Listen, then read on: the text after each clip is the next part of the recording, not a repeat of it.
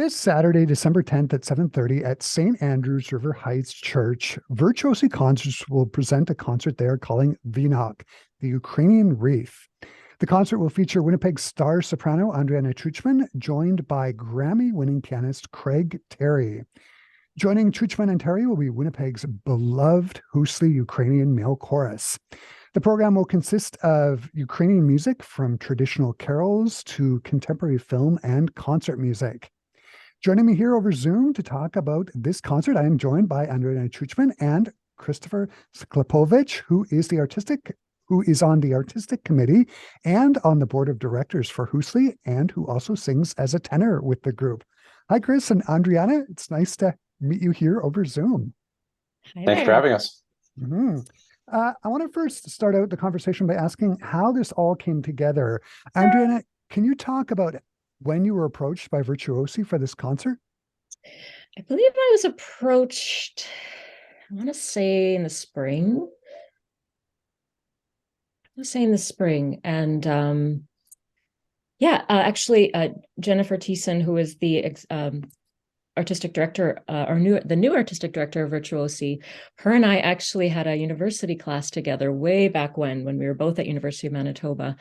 And so, and she had moved, we both kind of moved in various points up until now. And so it was really nice to reconnect as former classmates and colleagues and friends, and to reminisce, and also to come together and bring this concept idea together, and leading us up to the concert on Saturday. So yeah, I think it was in the spring.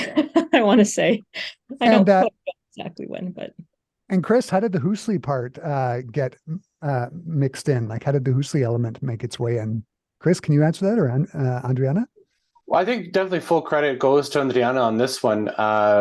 We had the pleasure of performing together at Hoosli's 50th anniversary concert in December of 2019, and I think we were all very pleasantly, I don't want to say surprised, but we were very pleased with the collaboration. And then COVID hit, and we all kind of went into hiding, and everyone, at least from the Hoosli perspective, and I'm sure Andriana very much the same, took the opportunity to work on our craft and also reflect on what we enjoyed about the past, and what are some of the things we did that we thought we did really well.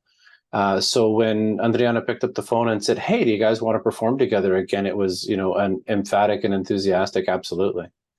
Amazing. Andriana, you're going to be performing with your pianist, Craig Terry. Can you tell us about him and how you met him? Yeah, so from the years 2007, 2010, I was a young artist or apprentice at the Lyric Opera of Chicago. And that was sort of the stepping stone into finding a manager and starting a career in opera singing, and doing freelance, traveling a lot. So I was there for 3 years, nurtured and sort of polished up before embarking on a career. And while at the Lyric Opera of Chicago, Craig Terry was there as pianist extraordinaire. I believe the first year I was there, he was, I don't know what the exact term would be, but he played for the Lyric Opera of Chicago Chorus, which is an amazing professional operatic chorus. And then I think maybe even the second year I was there, he moved into being an assistant conductor on staff. And so he worked with us as a coach, a pianist coach, and all at the same time, he was having his own performing collaborative piano career, traveling. And in our third year, he actually conducted the performance that the young artist, the Ryan Opera Center group, did in the Elixir of Love. And that was on main stage with the orchestra, with the Lyric Opera of Chicago Orchestra. And so we collaborated. He was the conductor of the opera, and then after that, I moved back to Winnipeg and went to the Lyric for a few productions from 2010 up until now, and Craig was on staff as well. We've done a couple of recitals together. I did my Toronto recital debut with him. I believe it was 2016, and when I was there in 2017 for Orphée Eurydice, it was a co-production with the Lyric and Joffrey Ballet. They do this series at the Lyric. It's called Beyond the Aria. And they choose two singers in the cast of the main stage production and a Ryan Opera Center young artist. And the three of us, along with Craig, put on a recital series at the Harris Theater. And it's a really special series concert that he started.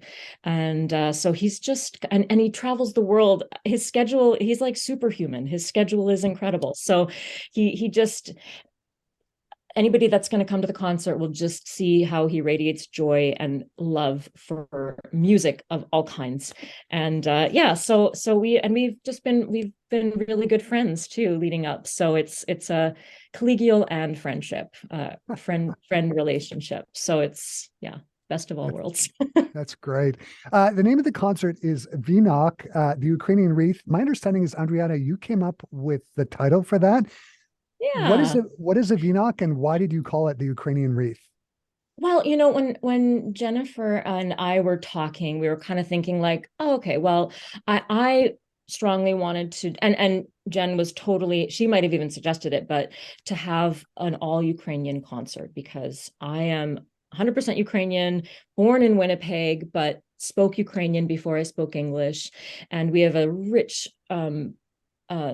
Ukrainian community here, probably the biggest per capita in Canada, in Winnipeg. And it was just really important to share this music. Unfortunately, Ukraine is in the forefront right now because of the war that is, invasion that is happening there. Mm-hmm. And I just, want to bring comfort and bring the community together, along with Hoosli. And Hoosli is such an important part of this Ukrainian community in the city. I've been going to Hoosli concerts since I was probably just out of diapers. Like, my mom played piano for them, accompanied for them for various concerts growing up, and I always wanted to go with her. I think I was sometimes alone in the audience while she was on stage, and I just loved every minute watching. And I'd love to go backstage with her and kind of like mill about and see the guys backstage and how they prepare, and just, and I remember, so I have a almost a nostalgic connection to Hoosli. And then just growing up and hearing them, they're just, they're awesome.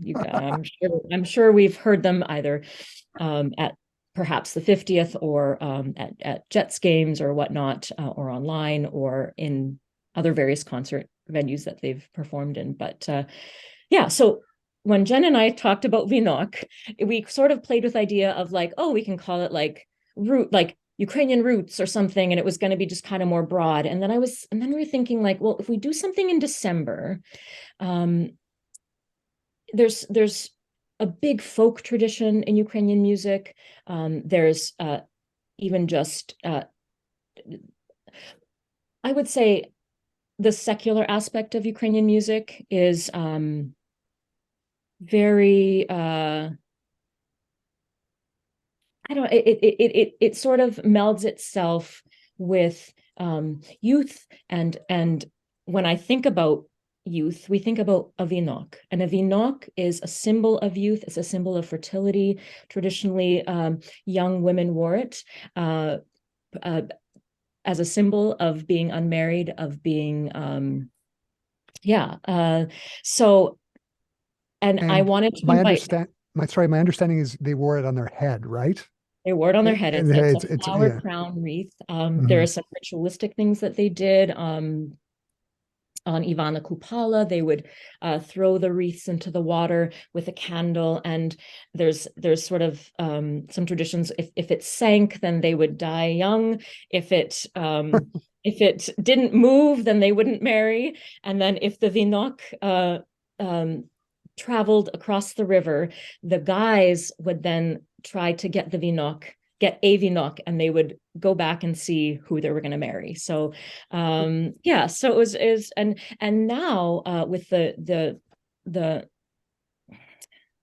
I don't know, Sklep, would you say it's a war going on in Ukraine, or? I think that's the fairest way to put it. Yeah, it's it's so tragic, but you made the point about trying to bring that unity and bring that peace and even bring a bit of respite for a little bit of time. And I think that's what we as artists can do. Absolutely. Yeah, and so the Vinok also now is a symbol of pride and what am I looking for? As a patrioticness? No, what's the word? Symbol of patriotism, I guess. Yes. I was at Osarado, our cultural center, a couple of weeks ago, and they said when the war started, and we had all those, we had a lot of protests at the Ledge building, and sort of a call to the government to help. They said they were selling out of their Vinoks because we wanted, I'm assuming, I would say traditionally women wear them. And so, and yeah, I think they wanted to show that symbol of support and yeah, and pride in Ukraine. So, okay, one more thing. I'm sorry. This is so the Vinok has that symbol. And then we were thinking the wreath, the Christmas wreath. So we're in December, we're going to do secular, we're going to do Ukrainian secular music, folk music, we're going to do Ukrainian Christmas carol music. And that brings the Vinok together. Mm-hmm. Okay. Great. Can you talk about the pieces that you're going to be singing with Craig, just the two of you together? Yeah, we're going to do some music that was written in the 20th century.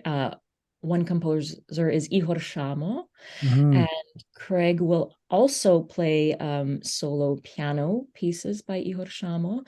So it'll be neat to discover a little bit more about him. I'm sure people have heard his music, perhaps in some Ukrainian movies, or perhaps just standalone songs. But yeah. And my understanding is he wrote My Kyiv, which is regarded as the unofficial anthem for Kyiv, right? Is that correct? Yes. Yeah, it's a beautiful song. And I was definitely toying whether to include that in this concert. I've chosen two other ones. One I've heard sung many times. It's actually for female chorus, but we adapted it for just solo. It's Neshume Kalinonko. And then the first one is Dete Teper, or Where Are You Now? It's a Ukrainian waltz. And actually, I first heard it, Kvitka Tsisek sang it. So who's I think she's born from Montreal, but not with us anymore, but I remember falling in love with that song when I first heard her sing it. Yeah, so KV Mia, yeah, that's a beautiful piece as well. And then we're doing a set of folk songs that was arranged with a really cool piano part by Valinsky. And he was a pianist himself, so he made the piano part super interesting. Juxtaposed to a simple folk melody. So I thought it was so we're doing 4 songs by him, and then Hoosli is doing their songs. I'm sure Chris can tell you more about that. And then I'm doing a couple of songs by Maya Boroda, another famous, I would say 20th century composer. Yeah, and then we're collaborating as well. Chris, can you tell us, can you touch on some of the carols that Hoosli is going to be singing? And also, can you talk about the importance of carol singing in the Ukrainian culture? Sure. So Hoosli is going to have an opportunity to sing we'll be doing one Ukrainian carol on our own. We'll actually be doing 3 with Andriana, which is a real treat for us. We adapted a couple of songs from our repertoire from back in the day when Andriana was merely a spectator.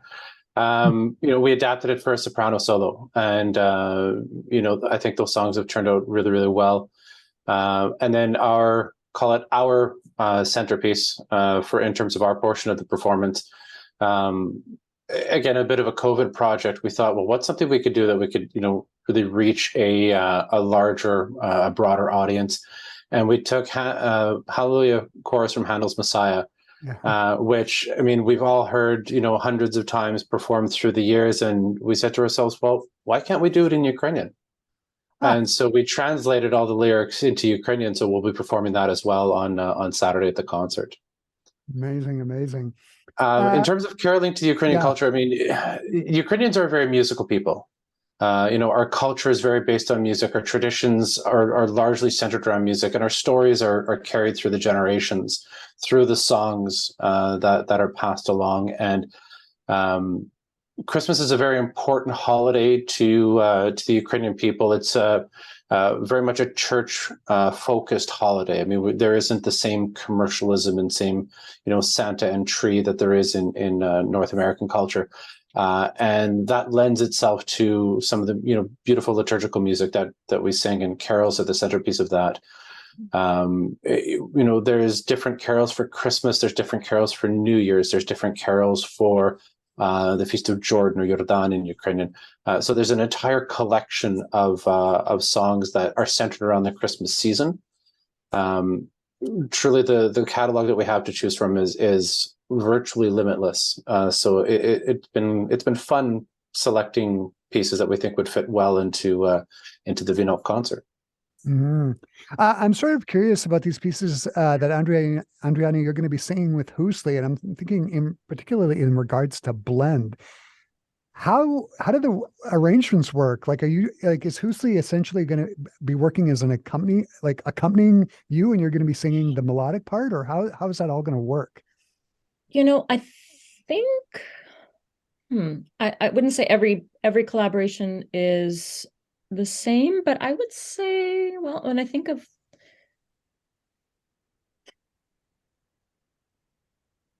I think it's fair to say that definitely for two of them, it's very much a solo lead, with a choral background. Yeah. The one that's actually new to us that Andriana brought to the mix, and she can speak to it much better than I can, because I've only known the song for 5 weeks, but it's a fun interpretation on a very common or well-known carol Bokhnara Deusia, where the choir really does carry the majority of the song, but this beautiful soprano part dances on top of the choral melody, and it's been a real treat for us to learn it. Amazing. I'm going to wrap up the conversation by asking, Ukraine is obviously in the forefront of everybody's mind these days, with the news. Aside from awareness of the war, what do both of you hope audiences will take away from Saturday night's concert? Andriana, I'll start with you. Well, I think initially I wanted to make this a fully Ukrainian concert. I wanted to, perhaps the virtuosi audience may not have been exposed to Ukrainian music. So I wanted to introduce it to them and share the beauty, the traditions, just the stunning beauty of our music in various forms, with Hoosli, solo, collaborating together. I want them to have an experience, and honestly, I want to say, I want you to come in and just enjoy. It's not really like cerebral music. It's not to say it's not interesting or has its own sort of interesting choral chord progressions and things like that. But it is really just beautiful music. It's not like some John Cage piece where it's a little bit more I described it to friends of mine. Just come and enjoy. We'll take you on a little journey. We'll take you on sort of a variety of Ukrainian music, and hopefully it speaks to you, and maybe you'll want to listen to more when you're baking, or listen to Ukrainian carols as you're decorating your tree, as we do. It's more just to show why we care about Ukraine so much, and why we care about our culture, and why it is so important to us to preserve it, and to cheer on our sorry, I might get emotional, but to cheer them on right now. And Chris, how about you?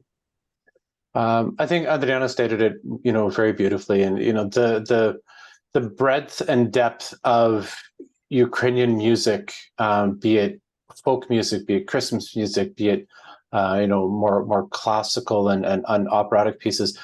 There's so much beauty in Ukrainian song, and it's something that has not only sustained the generations, but as we've watched in the last number of months, some of the heartbreaking footage that's been coming through of people hiding in subway stations and hiding in basements. And the one thing that we see all the time is the one thing that unites them all in those moments is they sing.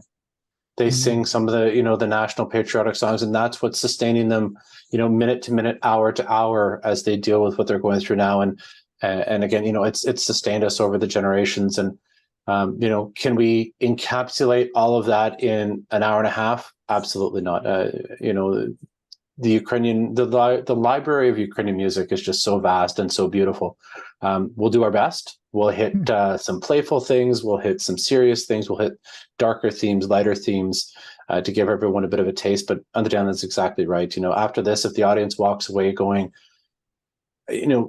finding a new appreciation for Ukrainian music, be it secular, be it Christmas, and find a reason to buy an album, or to go online and find some of the digital music that's out there, then if we can bring that joy for one evening and inspire it even beyond that, I think that's what I think would be a great night. Perfect. Andriana and Chris, it sounds like the concert Vinok, the Ukrainian Wreath, is going to be something really special this Saturday night. All the best to both of you, and thanks so much for taking the time to talk to me today, and happy holidays. Thank you very much. Same to you. Pleasure.